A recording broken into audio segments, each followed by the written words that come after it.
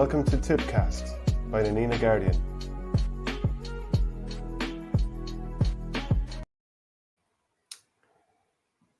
Hello and welcome back to Tippcast. Myself, Shane Stapleton, Shane Brophy, Nina Guardian sports editor beside me. Just before we went live there, we decided that we'd have a little bit of a chat about how the club championships are run. It's every second week in Tipperary and many other counties, like up here in Dublin also. But we've seen the likes of Wexford, where they play off the hurling first. It was the county final on Sunday, just gone there. St. Anne's were, fairly heavily battered by Rapparees for a finish. But in Tipperary, yeah, just even to tease out that conversation and people get your comments in, would we rather see it every second week in Tipperary as it is, or would we nearly like to see the hurling get full concentration for the first bit and then the football, and it actually give football clubs more of a chance? Yeah, it's an interesting one. Like there's pros and cons for both. It'd be interesting to see that. I suppose it seems to be very, very popular in Wexford because they got a lot of controversy last year. Maybe Davy Fitz got a lot of blame, probably rightly or wrongly, whether he was part of the reason for it, I don't know. But they seem to be very, very popular in Wexford. I suppose they do have a lot of dual clubs in Wexford, and they can cover both. I see this year Carlow seem to have followed suit.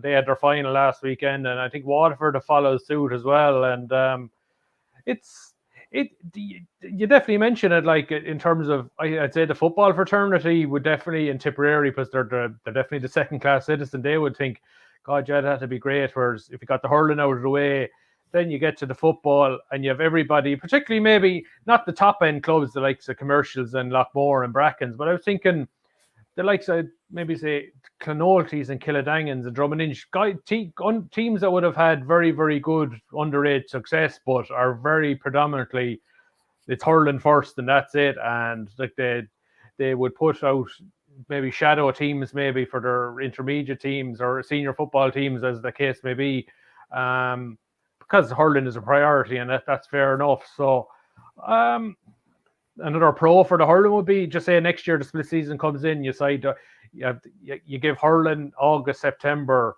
you're finished, you play it off in maybe 7, 8, 9 weeks in the best of the weather. I'm not saying football doesn't deserve best weather, but you can play football off maybe October, November on slower pitches. You can play football on, like, there is a greater concentration of floodlit venues in the county, maybe, that you don't have to have top end lights. I think between Temple Stadium maybe and Temple Toohey, I think they're the only two maybe proper hurling floodlight venues in the county, where there's a lot of venues that have decent floodlights where you would get away for football, like in maybe October, November. So I think there's there's definitely pros and cons to it, whether ultimately at the end of the day, whether clubs would like to be knocked out of a hurling championship in the space of, just say your group of 3 and you play hurling matches. Your hurling season could be over in the space of 2 weeks, 3 matches, bang, bang, bang, but that's just championship. Like, I would think hopefully next year with the split season, you get a proper league going maybe in March to July. You could be playing every week or every second week there, and then you have your championship in August. You could get a good 5 months hurling if you're a club player, maybe up to at least the end of August before knockout stages start. So, but then a negative side of that would be the stronger clubs would be better able to cope. Like the Thurles Sarsfields. It's like if you got just say for our own club, Laura, if they got nagging sub player with a hamstring in his first game, that's more or less him probably gone for a few weeks. Whereas like the Thurles, they have a senior A and a senior B team, Killadang, the same, they could probably better cope with injuries as well. So I don't know what your thoughts on it, of what your assessment of what Wexford and Carlow have done. Yeah, well, I'm just going to build on that point you said about the injuries. Sure, Niall O'Mara, between the Borris-Ileigh game and the quarter-final, he's going to have those 5 weeks to get his ankle right. People know he got injured there. I even look at up here in Dublin, Conor Callaghan missed the first round of the group games. And if it was week on week for the hurling, obviously he's a dual player. But then does he miss 2 of your games? And do you end up losing those because, and we'd have a fairly deep panel, but do you end up losing those games and then all of a sudden, it's done because maybe you had a key injury or something like that. But then if you're a dual player, I suppose you're getting the worst of both worlds in a way. I'd love to know what the likes of Lochmore think. The way they played week on week towards the latter end of the 20, or at the during the 2020 club season, and some people would say that would have wore out, the likes of John and Noel McGrath by the time the county came around. But I wonder, in the start of the season, are they actually loving it, game week on week? But then by the time it reaches the end of it, that they're actually worn out. Like if they were able to play the football championship first off, or the hurling first off, and then move into the football, would that suit them better? Just being able to focus on the one code too. Probably, they probably would. It probably would suit them in terms of you focus on one then and the other. But I don't think playing 11 weeks in a row last year was to their detriment at all. Like I thought they were getting better and better each game. Like they could have very easily been county champions in 2 codes. Like and last year, like you're. 1 point defeat in both those games. Like I thought it complemented each other very well. And like if you have momentum going in one code and maybe a second one, like one might benefit the other. I just know that like Kilsheal and Kilcash are going very well in senior football and intermediate hurling this year. I'm sure maybe one will kick on the other. Like just Gortnahoe Glengool will be probably the same as well, junior football and Seamus Serene. Like so, I suppose it is what you make of it. I suppose you would say there's very few clubs that are Lockmore, Brackens, Kilsheal and Commercial Stroke St. Mary's who are separate clubs, but they're more or less pulling from the same player pool and Clonmel. So it'd be interesting to see if it's trialed in Tip for 1 year. I would have my doubts whether I'm sure the hurling clubs actually prefer it. The predominant hurling clubs, you get 2 weeks between a game, you get to taper down and you get to go up. Like so, I'm not sure whether it'd ever carry here, but I think it could be worth trialing in the next few years, particularly maybe if more counties follow follow suit of what Wexford and Carlow and Waterford do. And I definitely think it's something maybe I would think Cork would probably trial something like that soon, because I think they would because like you have a lot of dual clubs down there as well. I think if definitely Cork go down that road, definitely it's something you might see Tip do. And I'd say Dublin might be tempted by it as well. Galway maybe be another one. But but like if teams are just going off kind of doing it themselves, then you have the provincial championship that comes into play. Yeah. So if you're, Borris-Ileigh a couple of years ago, Killadangan obviously didn't get a chance to play it last year, Clonolty the year before. If you were told like Rapparees are going to have to do this season, you're going to have to wait about 8 weeks between your county final and your provincial opener. There's a huge disadvantage there. So you nearly want the GA to instruct counties as much as they can instruct counties. Right, I want you all to play your hurling first and then your Gaelic football, and we're going to bring in the provincial hurling championship at this stage and then the provincial football a few weeks down the line after that. But it could just end up being an unholy mess. It could be. I think the likes of Rapparees will get away with it, because I know they're with Starlights and Wexford, and they're probably going to get to the latter end of the football championship. So, like, I'm sure they'll probably tip away, do a bit of.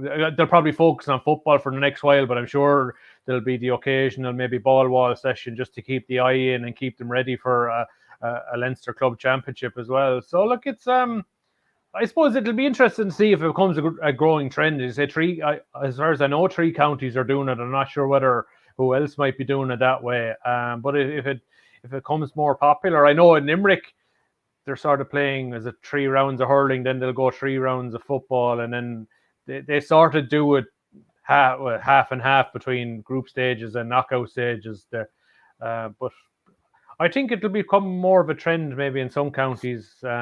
In the next few years, I suppose the split season beds in. Yeah, so a massive amount of good big matches coming this weekend at the Tipperary Club Championship. It is the final round. People, get your comments in. Let us know what you're looking forward to, what matchups you're looking forward to seeing. If you're commenting on Facebook or YouTube, we can bring them up on the screen and chat about them. But please do comment also on Twitter. We'll start off in Semple Stadium on Friday evening. JK Brackens against Lockmore. There's plenty on the line there. Yeah, it's do or die. I suppose they drew in the county football championship last Saturday evening as well. So like it's really set up well. Like they're local rivals. It's I suppose if there was a Friday night game, it has it to itself. Like it's perfect. And look, Lockmore beat them pretty well in the mid championship about 6 weeks ago. But I thought that was a false reading. Like Brackens just weren't ready. My God, they are now. Lockmore. Like it's a dangerous game for Lockmore because like Brackens will be thinking, God, we're due something against these guys, and but you just think Lockmore probably have too much class. Like I think it a lot like the football. It could be a bit of a dour struggle too. Like, but like the both will know each other very well, and Brackens tend to play the same style of hurling and football. It's I wouldn't say it's defensive, but against keeping things compact. They'll crowd the middle third, and they'll keep a sweeper back in place, and they'll try to work the ball up the field. And like you might think the bigger field in Thurles would suit Lockmore, but like Brackens will find the space as well, try and get Andrew Ormond and maybe Shane Burke and a few guys isolated. So I still fancy Lockmore, but like I think this could be there could be an edge to this one because like they know each other very well, which will only add to it. So it's probably unusual in the sense that you've two teams, like you've mentioned the football influence. It's probably there on both of them. So there wouldn't be too many games where this sort of tactical matchup is going to happen. Like you'll have other games where it's let the ball do the work. That probably won't happen here. No, probably not. It's fairness a lot more. They do play it, I suppose, more traditional, but they like to use the hand pass as well. Like it's like I was impressed enough with Killadangan against Brackens against Killadangan the last day. Like they were probably outscored from open play, but like the style they do like to try maybe draw the tackle and they do draw on plenty of frees, and like they have very good free taker Lyndon Fairbrother. So like if they try to carry the ball through a challenge and maybe offload it, like if they don't get it away, there could be foul 50% of the time, and they'll get some of their scores that way. I suppose the only worry for Brackens will be where will the goals come from. I suppose that would be like Lockmore very, very adept at getting goals. They're quality stickmen, quality finishers. So I think Brackens will need to get probably 2, maybe 3 goals if they're going to win this match. And maybe another 4 sidelines.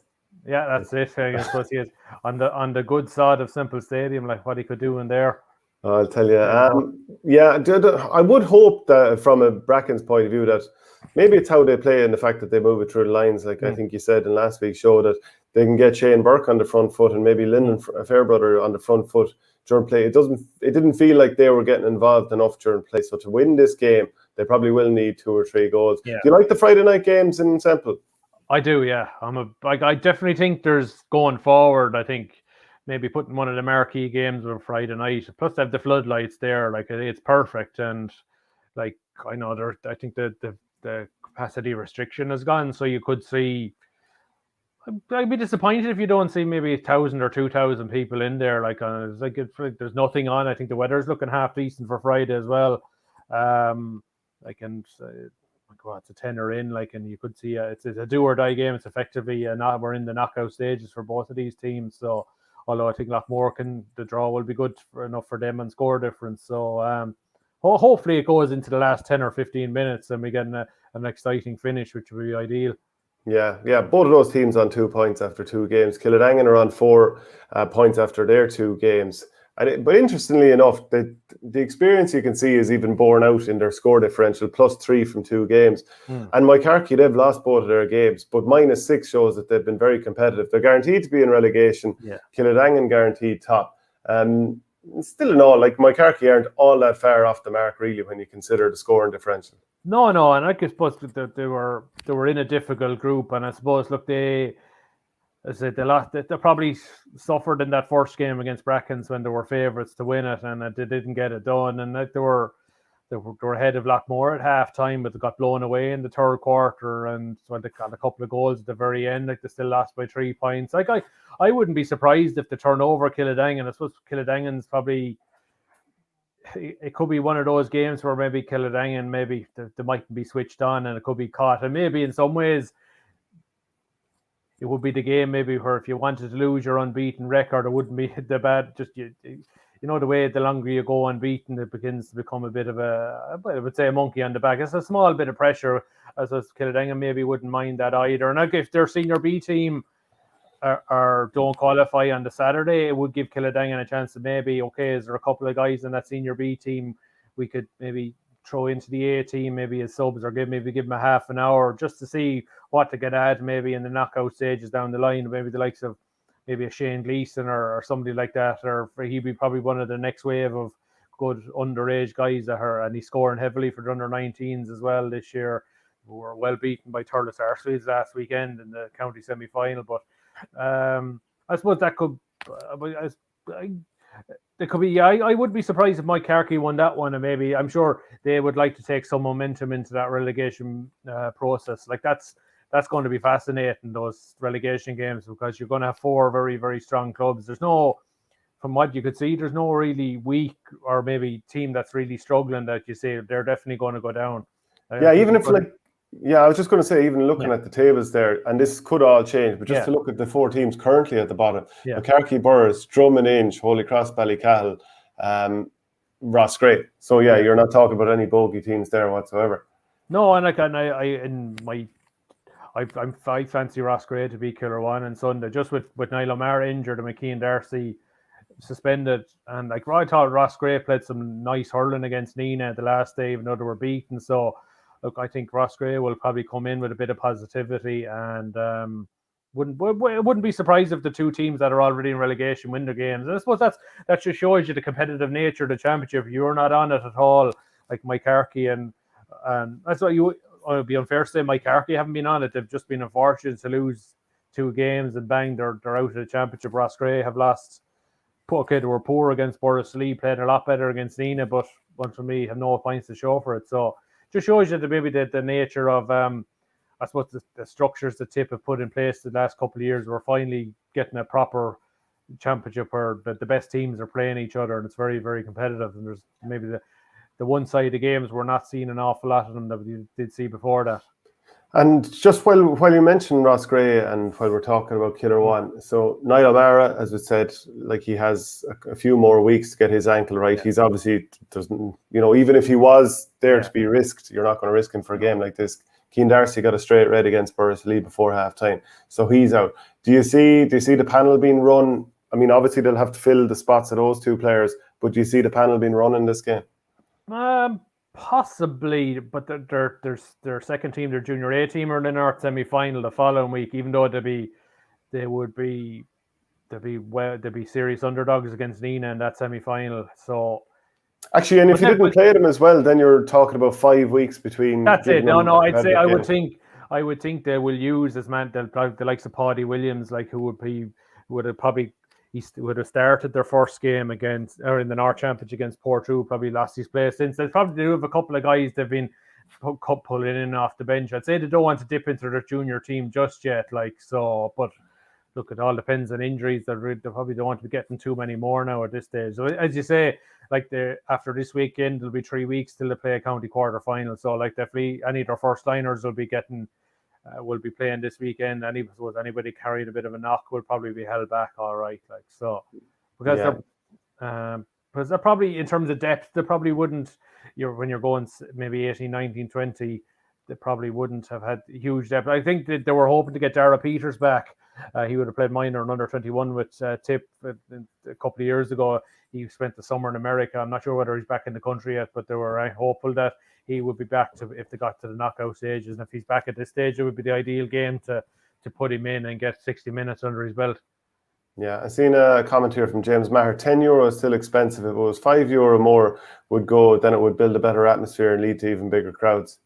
I think if you're going to a match at this stage, whether you pay a $5 or paying a tenner, I don't think it matters. And maybe, I suppose maybe if you're paying a tenner going to your own club, that's fine. Maybe you'd be thinking differently if you're going to maybe take in another game or 2. But look, I suppose a lot of county boards are trying to pick up for lost revenue maybe from the last 12 to 24 months. I still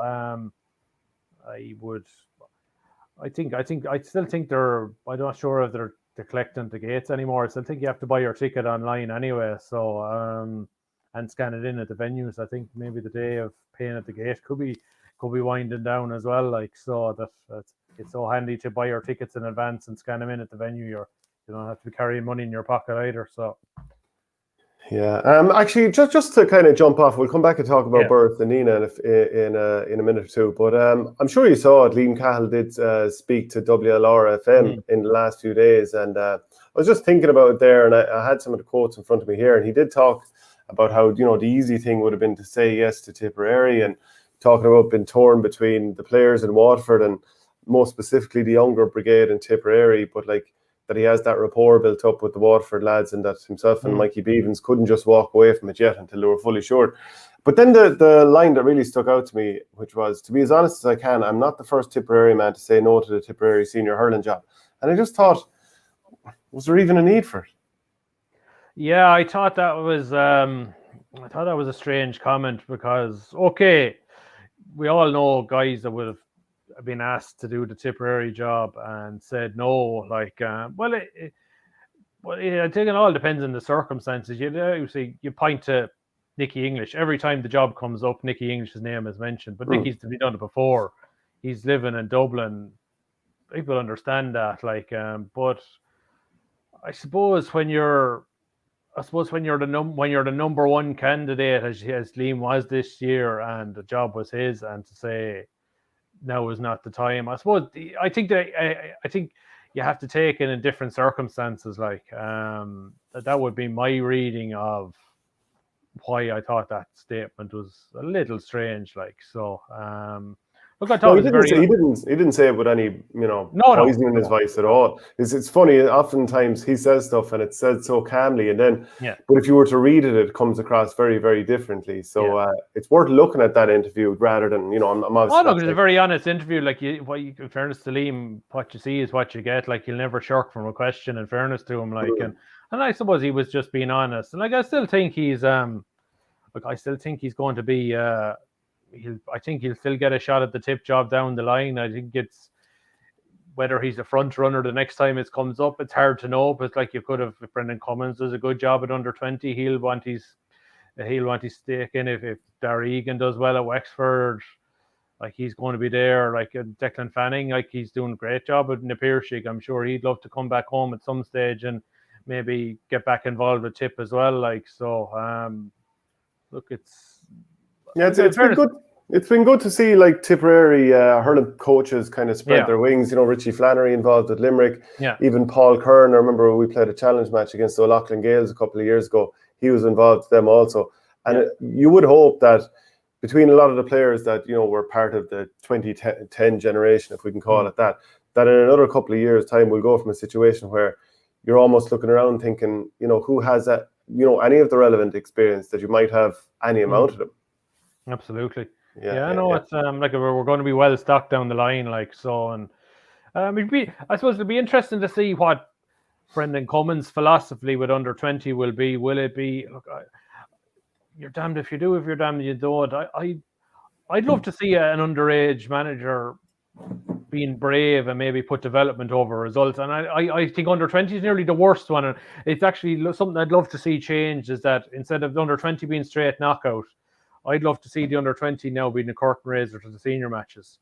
Give everybody give everybody, because I personally think under 17 is too young to have as curtain raisers for minor. It does feel like you're watching children, doesn't it? It does, but I think it's too much pressure. Whereas I'd love to see maybe under 20 being the curtain raiser, and every county gets their 4 matches, and just have your provincial winners playing in a straight All-Ireland, which means you're not taking the players away. And I still would expect maybe players to play maybe club games while they're there. Okay, at senior level, but I'd like a balance struck even up to under 20. I didn't like the thing that maybe was creeping in the last few years where there was county league matches on in Tip, and under 20 players were not allowed to play county league match. I think senior fine, but under 20 is a bit much. When you're under 18, 19 and 20, if you started being classed as inter-county, I don't have to play with my club in league matches. You're creating another grade of elitism there, which I think is dangerous. And some guys are able to cope with it, and then maybe are good club guys and have no problem. But then some guys will just say, I have the Tip logo on my jacket. I'm sort of better than this. Also, even this kind of thing over the years, and it's obviously not the case everywhere. But if a county manager, they have their panel, their 26 released by Thursday morning to the GA, unless that's changed. That's been the thing the last few years. That at that stage, that they can only claim those 26 players for now. Championship may be slightly different, but in a league match, that they can only claim those 26. And after that, by Thursday morning, the clubs know we're going to have anyone outside the 26 available. So number 27 onwards in the panel, they're available to play county league or whatever it might be. That should be the case across the board. It should be. And in fairness, I suppose the last proper year in Tip, we probably had a proper county league, and Liam Sheedy was manager in 2019. He did that. Like anybody who wasn't involved in a league panel that weekend was released back to their clubs if there was a club league match on the same weekend or something like that. So, like in fairness, Liam was good that way. I was surprised if I know Colin Bonner, speaking in the interview we did with him last week, he would have made that known that like he'll be going to watch club matches, and how a player performs for his club and represents his club will be one of the characteristics he'll be looking out for. Because if you're not giving your all for your club, how are you going to give all for your county? Like, and it's a character thing, isn't it? It's a character thing and mindset. He'd be very much from the Brian Cody school. Like, if you're not putting it in for your club, like your club is the club is the one team you should be always putting it in for. Like, whatever about your county, the club is where you, as Sambo said, it's where you start and it's where you finish. Like, and they'll be the ones that put you in the ground when it's all over. Like, so By the way, you mentioned Brendan Cummins there. I can see him definitely being based on the analysis you'd see him doing in the Sunday game the last few years. Obviously, has a paper column as well. I can see him pushing for the modern style of hurling. And like you were saying, you'd hope that there's kind of finding a balance between getting obsessed with results versus thinking of the future of Tipperary hurling. But it's probably very difficult for the person in the hot seat because they know they'll get absolutely slated if they end up getting hammered. Like, the Tipperary miners got hammered, but we don't know exactly what the plans were behind the scenes. Was it more about the future of Tip hurling, maybe picking players who are that extra year younger or whatever it might be? So I suppose that's probably the one negative with the straight knockout structure of the under-20 championship is that it really it's win or bust. So you probably can't develop players, like, whereas maybe if you did go down the route of maybe a round robin, like, or maybe having a curtain raisers in Munster where Brendan Cummins could decide, okay, 4 matches I'm going to make 3 or 4 changes per match. I'm going to give, by the time this is over, every player will have got at least 1 game. And look, if we go well and win a few matches, great. But like I'm personally, I don't know how you are, but I would be under 20 minor. I'm more on the development side rather than results based. But then you'll have a lot of people and say winning is the only thing that matters, and like that, they're entitled to their perspective. Like, but I would think that winning at senior level is the ultimate, and you need to be bringing guys through. Like, and well, anyone who says that you have to be winning underage or whatever, that kind of goes against the thing that I heard throughout my youth growing up and even adulthood, where you go along to a game and it's like, sure, look, I don't mind so much about the minors as long as the senior wins. So it does show that ultimately people are looking for the senior team. So I would just like to see players being brought through it. I know I said this before, not everyone agrees, that I want to see an overarching style. What is the plan with Tipperary? What type of players are we trying to develop? And not every player has to be the same type of player. But what is the overarching plan? Because you look at Limerick, their minors and their 20s and their seniors are all playing the same hurling. It's the same with Cork. Now, be that as it may, not everyone will want that, but I like that idea of seeing an overarching plan.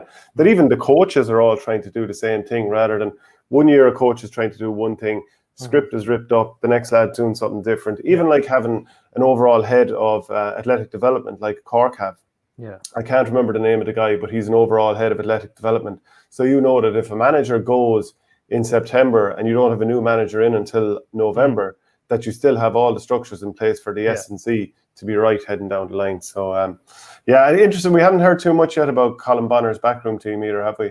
No, it is keeping it pretty quiet now at the moment. So, I suppose whenever the next county board meeting is scheduled, where the formal ratification will take place, generally the backroom teams are all also tied up in that. So, I'd say that's probably, I wouldn't be surprised maybe in the next week or two we're due a meeting. So whether we'll get anything at that stage remains to be seen.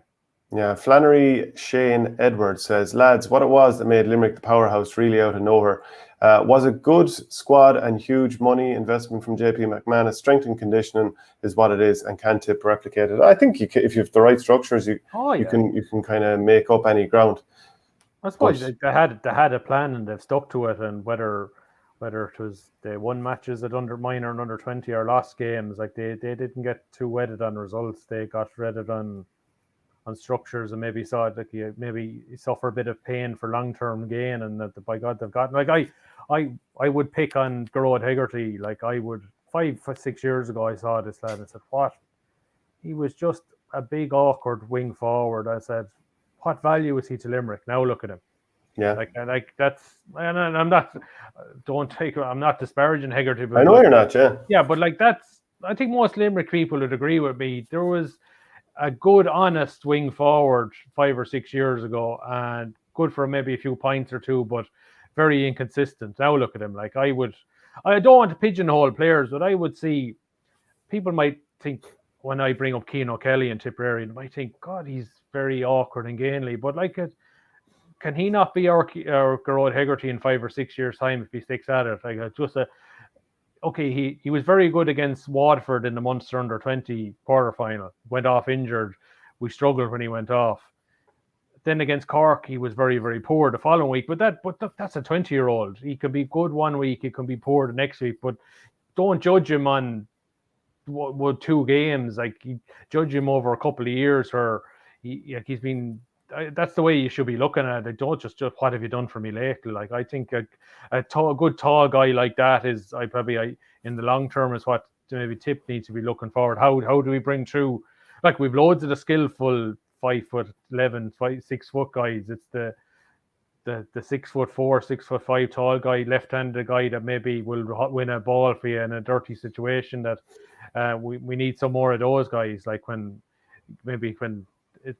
matches are when we need to go down the ball winning route, maybe if the hurling side is not working for us on a certain day. Yeah, another example then, completely different type of player would be Dan McCormick. Not everyone was his greatest fan at the start, and because he wasn't hitting over 6 points a game, but then ultimately people are talking about how crucial he is. And like I would say, his brother Ray is definitely, he's probably more raw around the edges, Ray McCormick, but I definitely see he would bring something different as his pace. He likes to take on a solo run, and he's definitely filled out over the last 12 months. Like, so, like there's loads of those guys you would have said, okay, maybe there were only fringe players maybe when they were minor under 20, but that doesn't mean they can't be serious starter for Tip when they hit 25, 26 years of age. Yeah, there's a lot of those. There's plenty of those players there that could be moulded. I mean, Limerick are going to be moulding the likes of Adam English and Cahill O'Neill for the next 2 years, and Tip obviously would be hoping to do the same.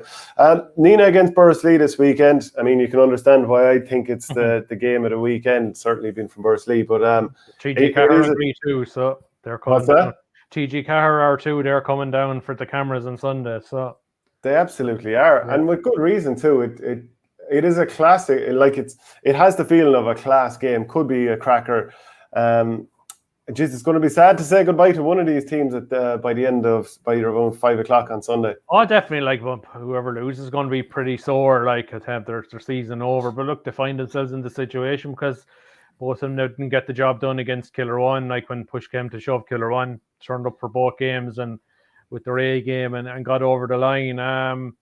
You probably think there's probably more pressure on Borris-Ileigh now because they're like you would on paper they actually look a better team that actually got to the club final 18, 21 months ago, like with Eddie Ryan and Giovanni's a year older, Kevin Maher's a year older, Jerry Kelly has, would you say he's a slimmer version of himself? You think there's more to come from Ray McCormick's a year older, so but look, it's Nina. I suppose this is one where Nina are dangerous. They're going to be the underdogs in this game. Maybe whereas they were favourites the last 2 games, they're going to be underdogs, and they'll be saying, "Oh, everybody's against us," and they're expecting us to maybe lose again when the pressure I suppose not. Gotta rephrase it. This is probably where Nina tend to go very, very well. Like they always, when Thurles had that 4 in a row team, maybe in the middle of the last decade, Nina were probably the one club that always gave them trouble when Nina were always underdogs. Like so. I wouldn't rule out Nina, but Nina have got to tighten up defensively. Like they conceded 126 and 26 points in 2 games. if they're going down that road again, Borris-Ileigh have enough scorers. And are you hearing much about Dara Quinn? Because Dara Quinn came off early the last day, and Barry Heffernan had to drop back a bit. Yeah, he did carry a bit of a cracked rib into that match. So obviously he was struggling. He struggled and they had to take him off at the first water break. So like I'd say they're probably going to have to press him into action. I think ideally they'd want to have maybe Barry at centre back and maybe have a deep line centre back role. Look, Nina have scoring to go at anyone. Jake Morris, Mikey Heffernan, Tommy Heffernan, Philip Hickey, Anthony Walsh. Like they've loads of scoring to go at any team. It's Paddy, Paddy. But it's defensively. Can they keep Eddie Ryan, Devaney, the Kennys quiet, and Brendan Maher more so than that? Can they keep his influence on the game to a minimum? So look, there's so many. I think it's perfectly set up. There's so many matchups in this game that will ultimately decide it. And we'll see. Dan McCormack obviously had to go off. Is he going to be 100% for this game? Tommy Ryan Foote was sent off as a midfielder before half time.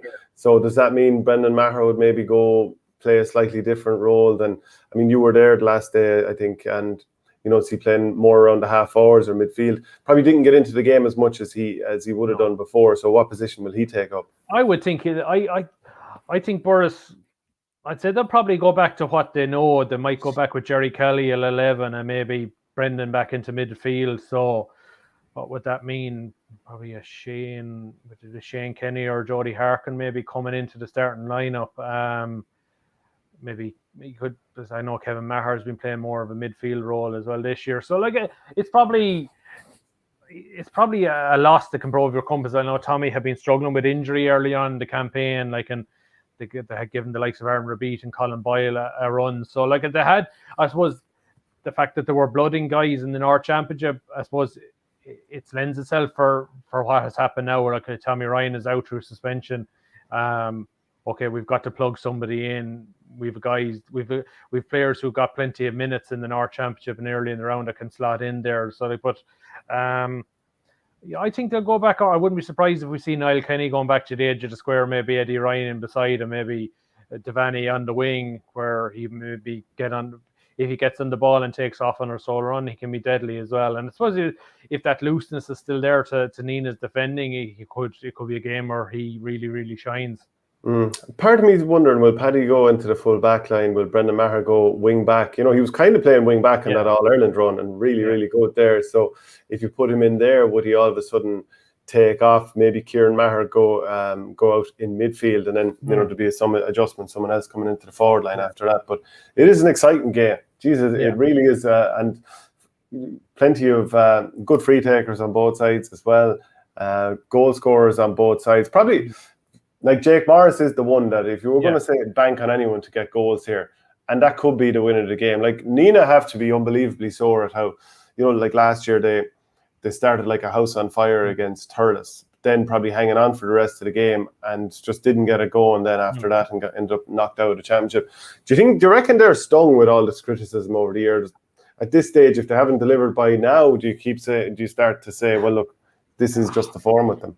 I don't know. I'd say they're so used to it now at this stage. It's nearly like Mayo to keep just coming back every year. They're able to just forget about last year and come back strongly. And I would say they have tweaked things a little. I think Anthony Walsh would be a new face to many when they watch Nina on Sunday. But he's a very well built. He's 24, 25 years of age, I think. But he's could have played a good few years junior hurling. But he's a very big, athletic, strong guy, well able to hurl. And I suppose it probably would have taken maybe an outside manager and Brian Horgan maybe to see the value in the likes of him. Whereas maybe when you had, and it's no disrespect to maybe some of their guys that would have been managing the team and from within the club the last few years, you do tend to have managers who maybe look at a guy, maybe it would have seen him through 14, 16, 18, and maybe already predetermined in your head that guy will never, he just won't be a senior player. Whereas you get an outside guy coming in, has no preconceived opinions of a certain guy, and he looks at Anthony Walsh and say, okay, I have a role for that guy, edge of the square, maybe a good ball winner. He'll win us a couple of hard balls maybe when we're under pressure. And he did that against he did that in the couple of games, especially in the Kildangan game, the North Championship. He gave James Quigley awful trouble at full forward, like, and even the Killian Malone came on the last day, won a big free when Nino were under Kosh, like, and he was a bit younger guy, not as filled out, but probably bit more honest hurler, and won a free when needed to. Got a point from long range, but also won a free when they were under pressure as well. Yeah. So like just a couple of those guys that will offer just something different rather than maybe the Heffernans and the Jake Moore, the good good skillful stickmen that we usually associate with Enid. But you do need that blend. Yeah, we'll jump on then to Group 2. Toomere up against Mullinahone and Clonoulty Rossmore against Holy Cross. Jesus, plenty on the line in this group.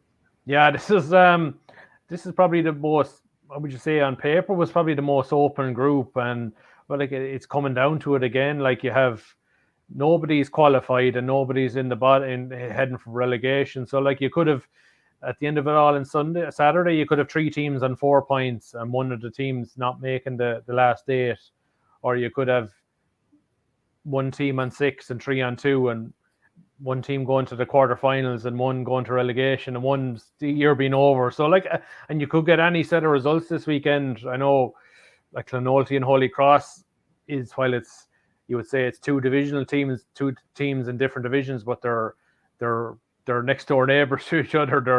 There's a bit of a rivalry there between those 2, and they drew last year in Borris-Ileigh, so they're meeting there again. And probably a bit of pressure on Clonoulty having lost the last day, like, and Holy Cross would dearly love maybe, okay, if they got the win, and maybe it might hamper Clonoulty's attempts maybe to get out of the group if Holy Cross didn't get out themselves, that maybe love to hold Clonoulty back as well. And you look at Mullinahone and Toom, brings up some of the great matches about 15, 20 years ago. And I suppose Owen Kelly and Paul Curran were stuck in the middle of them back then, and they're still going strong, whereas Toom are very much all new faces, all guys in their 20s there, maybe a couple of handful of maybe guys in around the 30 bracket. But I think it's a dangerous one, like for Toom. Like Toom they've won 2 games, but maybe without maybe shortly shooting the lights out, and this could be maybe a game where maybe Mullinahone, a bit more experience, could maybe bring him into a bit of a battle. But look, Toom came through a battle the last day against Clonoulty, maybe not playing their best hurling, but got the win. And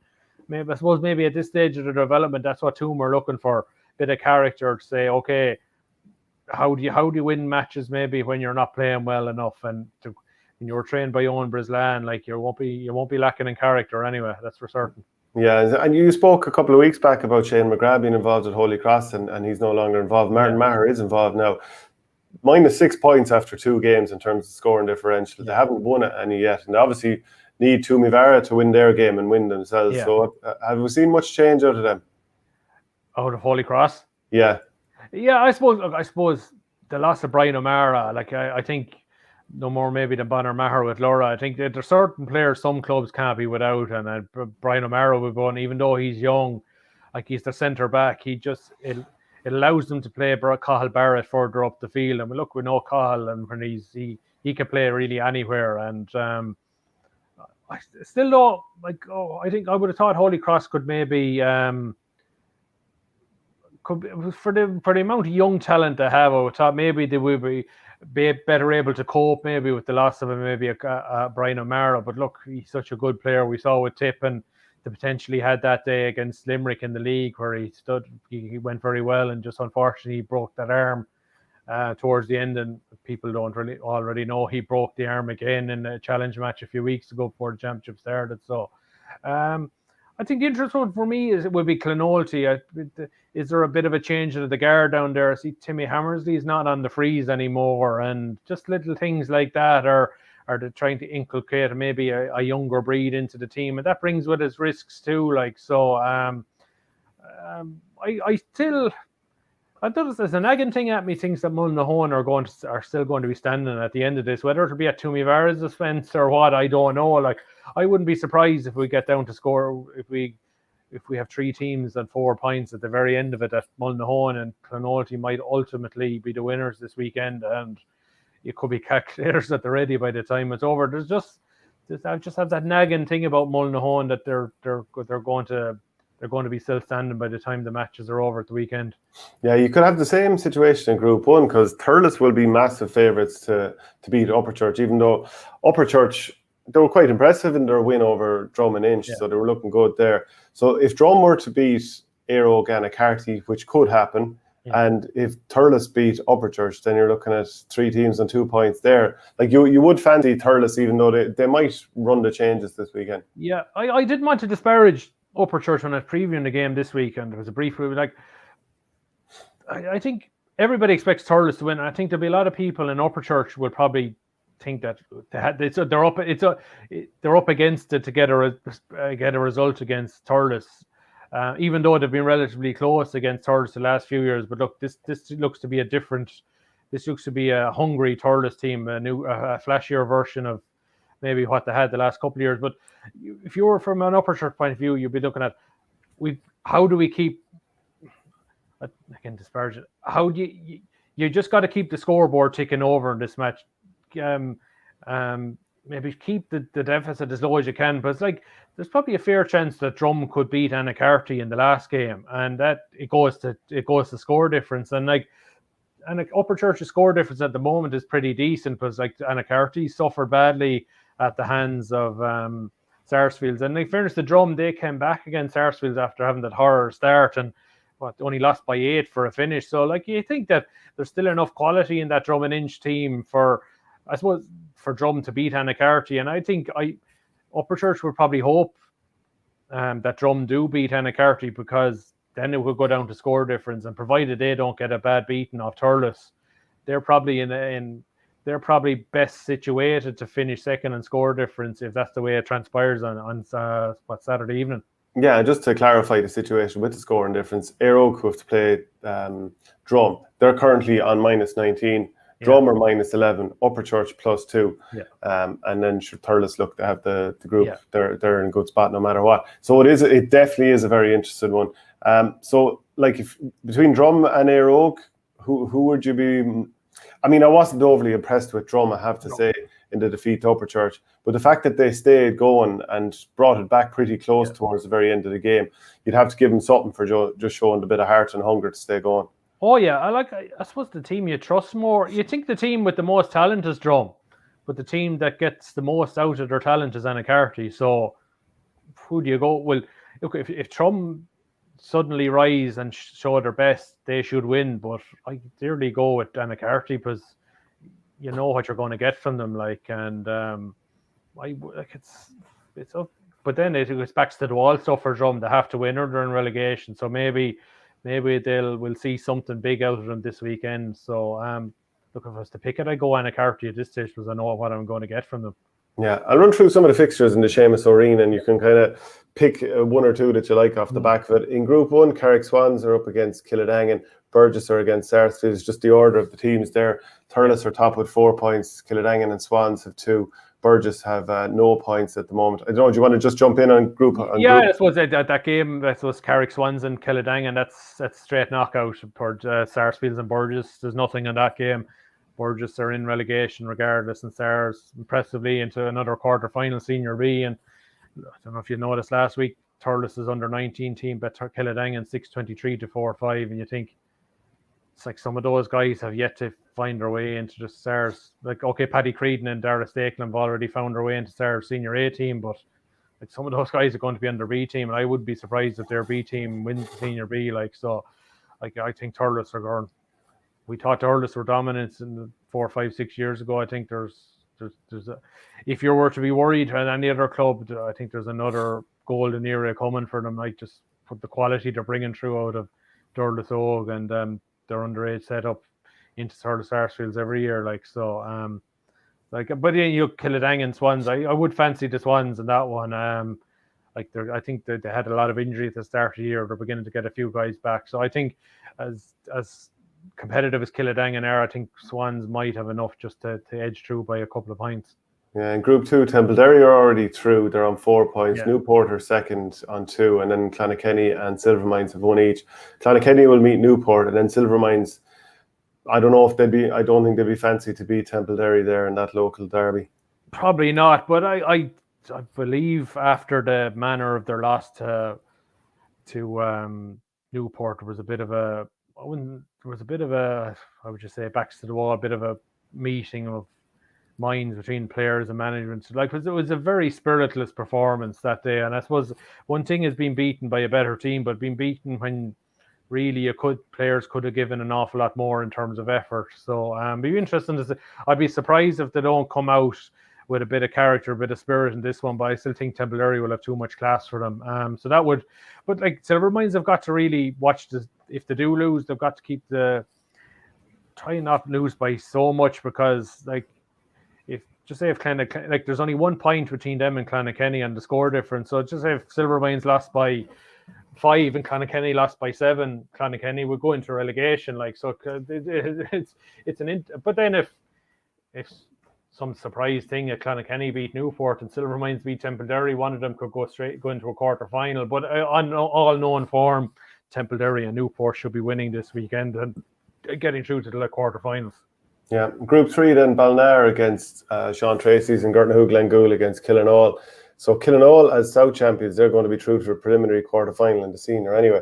But Gurtnahoe are top of this group on 4, Killinall on 3, Tracy's on 1, and Ballina, they don't have any points yet. So presume would you be expecting Gurtnahoe Glengool and Killinall like a clash at the top there? Yeah, I went for 2 draws in those 2 games.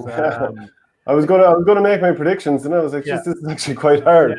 Yeah, like you would said, Killinall probably have more recognisable talent than Gurtnahoe, but Gurtnahoe are more consistent at the moment. And it's actually an interesting thing what Killinall's mentality is at the moment. Like, what's your priority?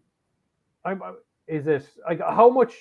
Like I'd say priority is win the Orion Cup, get up to Dan Breen next year by right.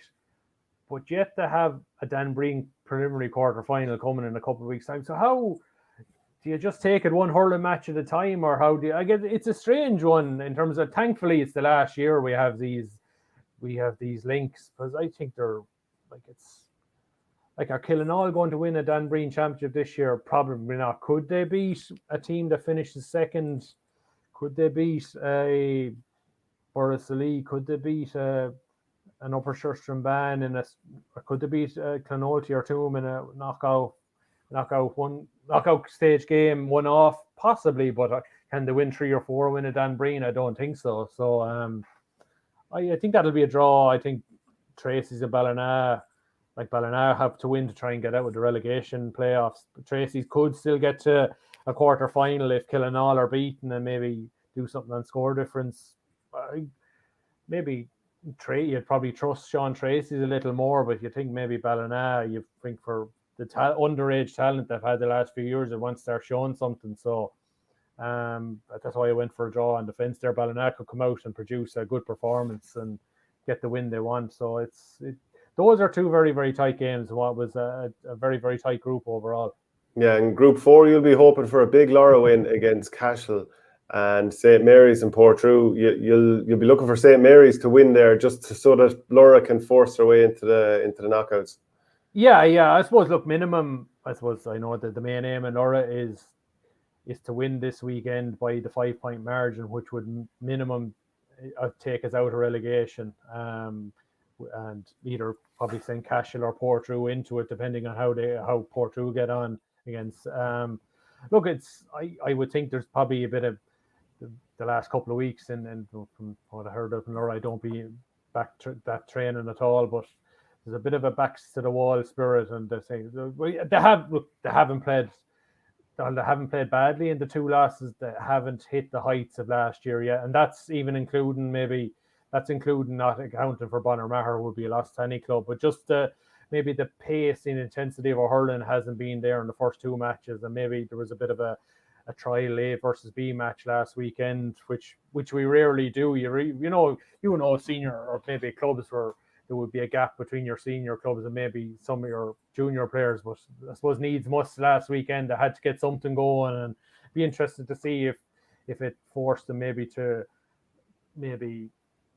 play a player somewhere else. Would they look at maybe playing Brian Hogan in the forward line this weekend? Because like he would be a different weapon, even though defensively we're conceding a bit. So it'd be interesting to see what whether John McIntyre throws something different at Cahill this weekend. So where's Cahill? Look, Cahill under pressure too. Like, they have to get the win themselves, and there's a lot of prying eyes on them. Plus the 5 players that got in this year thinking that Cahill should go from a middle of the deck challenger for Oreen to go and winning it, and they lost comfortably enough to St. Mary's the last day. And like, I would have seen St. Mary's against Laura, and I was very, very impressed with them. So very even team, not hugely reliant on Seamus Kennedy and a few guys. They're Peter McGarry would be a good underage player, Jason Lonergan.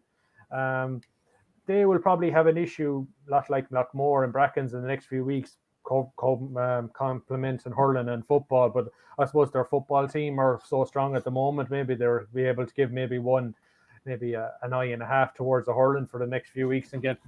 They'd love to get a Dan Breen team into Clonmel Town, which would be great for hurling in South Tipperary. So, but then Portoon, I know them for years. Like, they're so difficult to beat, and like they'll fancy their chances of taking down St. Mary's. They probably think we've more tradition than Mary's. We'll grind it out here. So, look, I'll never back against my own. I'd like to think backs to the wall, or we'll get a result whether we win by 5 points. That might be a tall order, but look, if that doesn't happen, but you get the win, at least you're carrying momentum to relegation. But like, this group probably beforehand looked the toughest, and it's definitely working out that way. Any of the 4 of them could still be standing come 2 o'clock on Sunday, being in the quarterfinals. So I hope my blue is in them, but like on form, like, it doesn't look great. But I would think it's probably St. Mary's +1. I've been impressed with what they've done. So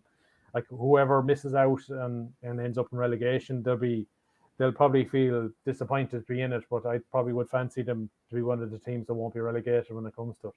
Yeah, there's a lot of attacking power in that Cahill team, but like, thinking Gerard Brown, Devin Ryan, Ryan O'Dwyer, who've all joined this year. So yeah, tall order there for sure. In the intermediate, is there any games in particular that you're interested in looking at? No, it's wide open. I know I said the last week that there was no team qualified. I think Mine Temple 2, they're guaranteed to finish first or second, so they're the only team through as yet. No, it is. It's pretty wide open. Like, it was Borris-Ileigh and Drum and Inch, like you would have said, both of those teams would have been contenders at the start. So one of them is going to drop out because they're playing each other. Like, Borris would have lost heavily to Mine, while Drum drew at Mine. So you think maybe Drum would be favourites, but now Borris-Ileigh have changed a few things up over the last couple of weeks. Change their centre back. So it'd be interesting to see whether having beaten Kappa White comfortably, whether that means if they do the same to Drum and Inch, would think, okay, Borris-Ileigh are back in the race here. But it's like I said at the start of the year, it really is about just standing your ground after the group stage. If you're in the last 8, that's one thing done, because I didn't think there was an overwhelming favourite, and I still don't. Was like a lot of teams could have their championship aspirations wings clipped by the weekend. So it'd be interesting to see who's left standing after this weekend. Yeah, we wanted to talk about the situation with refereeing. You've interviewed Fergal Horgan. Obviously, he's refed 3 of the last 5 All-Ireland finals. Very, very accomplished referee. But there is a huge problem. And just when I had a read of your piece, one of the things that stood out to me is Horgan saying we had 127 or 128 active referees in the county pre-COVID. It's down to around 80 now. And then talking about a match called off recently in West Tip in under 17. I mean, that's a fairly... Everyone kind of knows there's an issue with refereeing, but like, when it's given to you in black and white like that, it really highlights it. Yeah, no, I was asked to speak to Fergal for a piece for the Kilmacud yearbook. I suppose when Kilmacud had the 7s the last few years, they would have done a booklet, or they would have had a book. I think they had a booklet or a big program, and I would have contributed to that. But now there has been no 7s. They still do an end of year yearbook, and they still want to do interviews. So they asked me to speak to Fergal, and it's just through our conversation. He brought up a couple of things that were happening at home, and I asked him, "Can I use this for a piece in the paper?" And he said, "Fine." And I suppose it just brings it home that, like, people think, okay, if we have no players, you have no games. If you have no referees, you have no games. like people think, oh, sure, it's 80 referees, sure, they're still well stocked. But like if you look at this weekend, you have 24 games in the senior intermediate championship. Throw in the junior matches around the area. Throw in the camogie matches where some of those referees will be. You have juvenile finals. You're down to juvenile knockout games. Like that, you won't be that 80 referees goes by very, very quickly. I remember remarking the last weekend of games in hurling. I would have watched one match on telly. I was at 4 matches myself. The same referee was at every one of those 5 matches. He refed 1 and he was linesman at 4. Like that's a fair commitment. Like so, and you can be sure he's not the only one doing that. That there's going to be guys out this weekend doing. He could be covering 4, 5, 6, 7 matches. Like, and what are they getting for a few expenses? Like, and a bit of a flat fee. So look, you could think that if we don't get more referees into the county, whatever, like people say there's a crisis in refereeing because of standard. The crisis coming soon is going to be numbers, and there's going to be county boards are going to be deciding structures for competitions, not on the amount of games. It will be how many games can we put on that we can get played because we have the referee numbers. Will we get to a stage where we're going to have no linesmen, that referees are going to be so thin on the ground that we can only afford to have one official at a game, and that clubs are going to be asked to provide somebody to do a linesman as you do? Which is a disaster. That's it. Like I think people watching this and people in the county are going to have to get real. Like I think they had to bring in a referee from Waterford to referee a South Championship match recently at some level or other. Like that's bad. That's a bad reflection on Tip. And I know this year in Tipperary they had to cancel the referees course because again lack of interests. And Fergal Horgan revealed to me that when he did his course back in 2009, he had to do it in Limerick because there was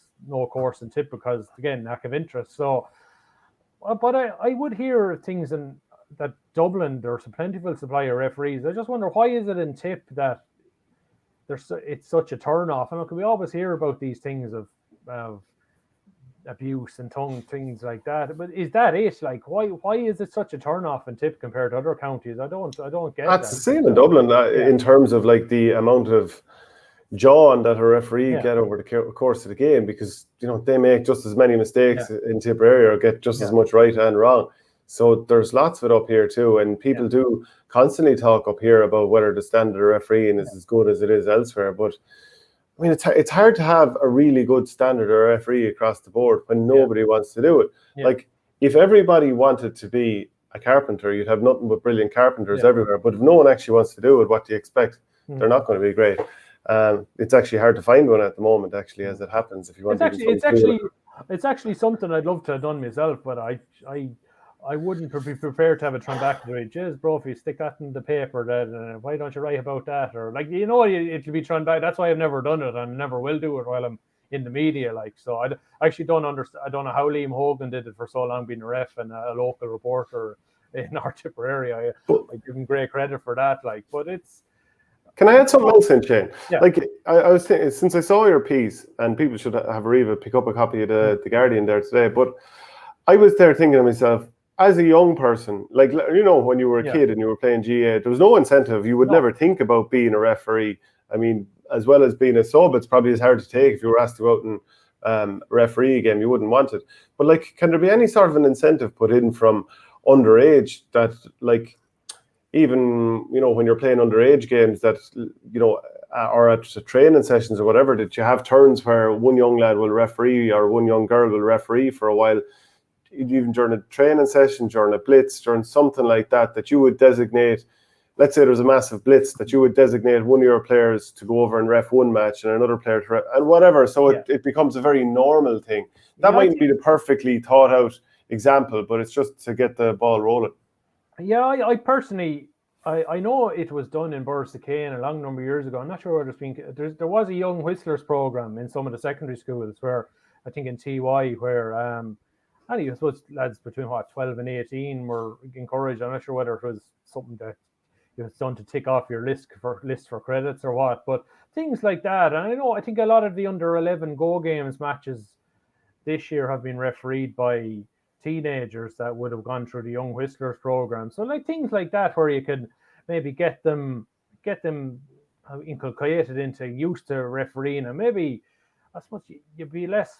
Maybe you would be, if you were a coach or a parent on the sideline, you'd be less likely to abuse maybe a teenager for refereeing as you would be somebody older. Well, look, I don't agree with abuse in any case. Look, I'd hold my hand up and say I'd given a fair bit of back chat to referees over the years when they've been on a sideline, and like I'd never shy away from. Well, I don't like doing it. I would have done it. I'd never feel good about myself for doing it. But sometimes you do get frustrated with a call, and maybe you feel a ref has been harsh against you. But as Fergal said, look, if you give it, you're prepared to take it. And I'd have no problem a referee giving me back chat if I thought I deserved it, like being an official. I've been a selector on the sideline, like, so I probably deserve it if that was the case. But like it's like something has to be done. I would always have thought that referee, like people say, I get bored of this thing at county board meetings where I call on clubs to go out there and find referees. That's the wrong approach, and Fergal Horgan agreed with me.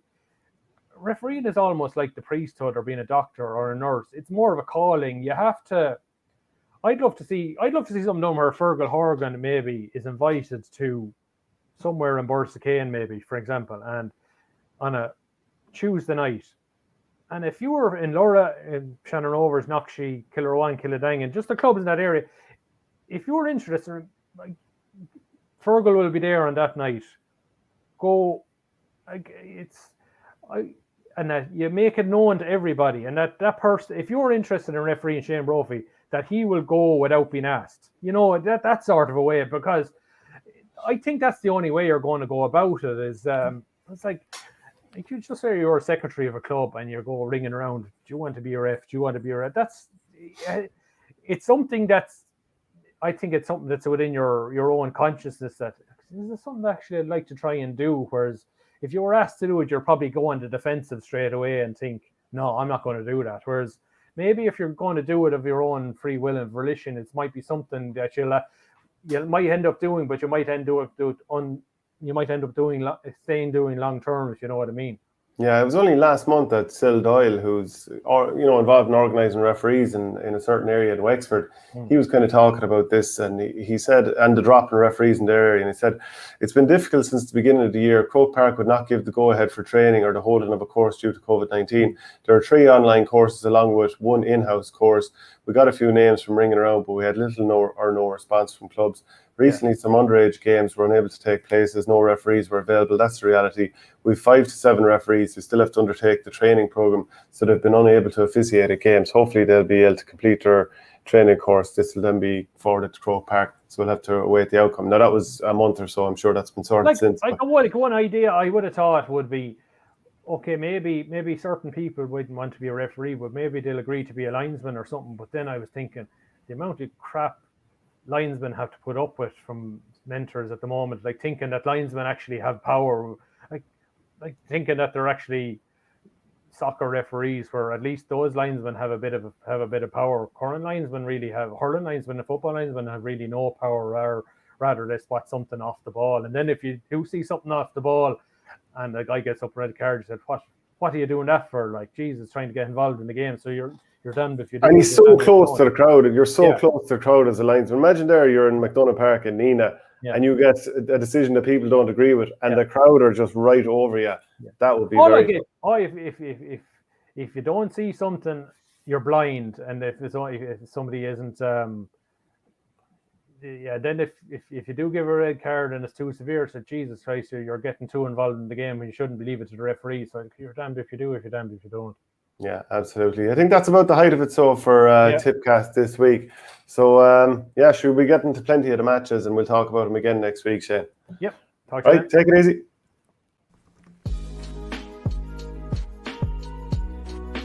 Welcome to Tippcast by the Nina Guardian.